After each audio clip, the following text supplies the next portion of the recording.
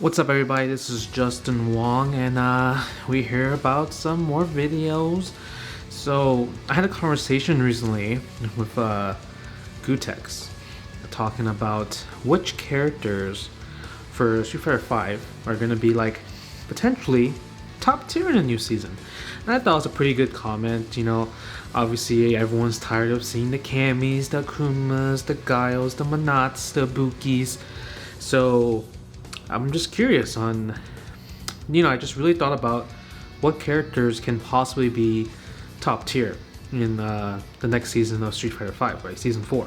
So we went down the list of characters and, you know, here are some of my top 5. So obviously the first one's going to be an obvious pick just because of the leaks online from like the data mining from like X-Curious. So they said Falk was going to be godlike. I really hope Falk is going to be godlike just because, you know, I did play her in the past and she was pretty fun, lame character. So, you know, what can they really do? I mean, maybe give her a 3-frame light punch, crouch light punch, let her able to charge her attacks by holding any one button. So right now you can only use her like blast or fireballs by holding any punch buttons. But what about holding any like kick buttons? So then she'll have access to like jumping medium punch, standing medium punch, crouching medium punch.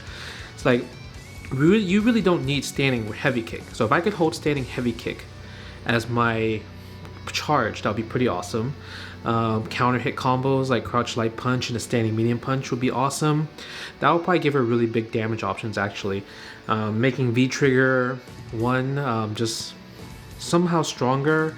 Right now it's just like you just kind of like waste it and throw it. It doesn't really do anything. V-Trigger 2 has some utility purposes, but it's unsafe activation, and also it doesn't hit every range, so that's kind of bad. So I mean, even then, like, they're saying that Falk has a lot of buffs just based off the tweet, but I can't really see the changes that I want making her top tier. So we'll see.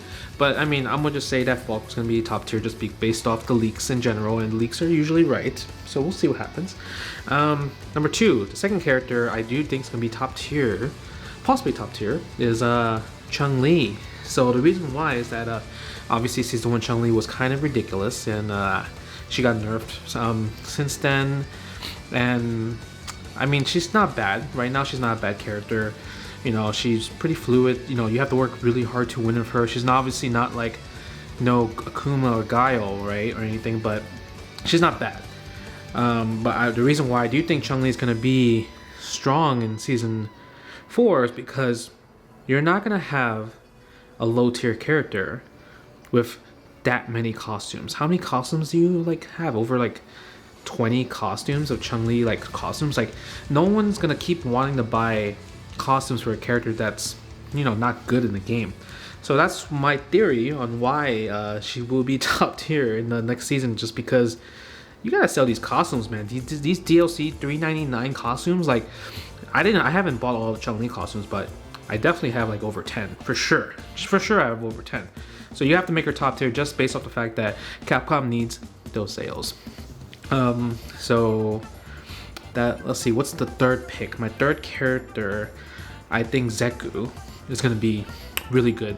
And right now, the crazy part is that Zeku has been getting like more burn of lately. Like, more people are using Zeku, they're showing more results with Zeku. Everyone's going around saying they're the best Zeku. So it's one of those things. I do think that Zeku might get some really good buffs, especially with like V-Trigger buffs. His V-Triggers is kind of like whatever, but maybe buffing the V-Trigger 2, making V-Trigger 1 somehow better. Also probably giving more anti-air options with young Zeku, more offensive options with old Zeku. So I think he's one of those characters that could possibly be overbuffed, especially when he's like currently a good character right now and everyone's really showing his potential, but you know, it might just be too late based off, like, usually you want to have these changes for balance changes like already in, or like, you know, already set to like development or whatever. So we'll see what happens. But I do think Zeku might be possible top tier for the next season of Street Fighter. Let's see, what other characters? I do think Juri might possibly be top tier. She's probably my favorite pick, actually, my number one pick for being top tier, because I always been preaching about how I think Juri right now is like good. It's just that the Street Fighter 5 mechanics don't really like show her into her limelight. So I think they're really gonna buff her because her movements are amazing. Her special moves are amazing. She has a wake up DP. I think her V trigger 1's pretty good. V trigger 2's, I don't know, it doesn't seem like it's worth it, but she has a lot of like potential. I think if you just give her like just a little bit of damage boost, that's it, she might be ridiculous, like might be amazing. And a way to like kind of not make her backdash from the beginning, like if you can somehow use an EX move to like have all 3 moves stored, for example, right? Just a brand new move where you just spend 1 bar and you have all 3 stored. I think that already will just make her top tier, just because you're just giving her more resources, more tools, and the fact that she, you know, she doesn't really need super. She could just really spend that all day, because you already spend most of your special moves on using EX utility, and it's really effective.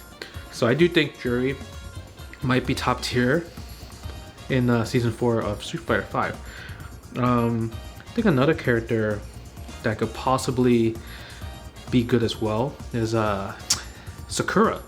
I do wish Sakura be pretty good. I think now she hits like a truck, right?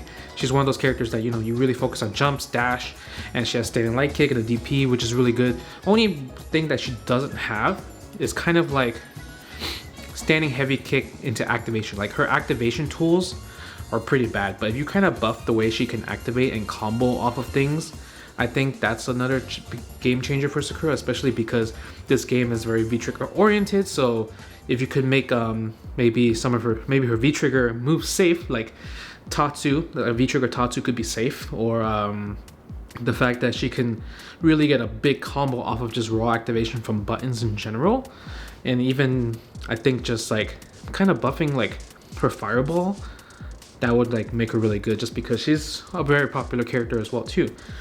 So I'm gonna say those are like my 5 characters that will possibly be top tier in the new season of Street Fighter. So you have Falk because of the leaks online. Then you have Zeku. Then you have Chun-Li, and then you have Juri and Sakura. So those 5 are my characters I think will be successful.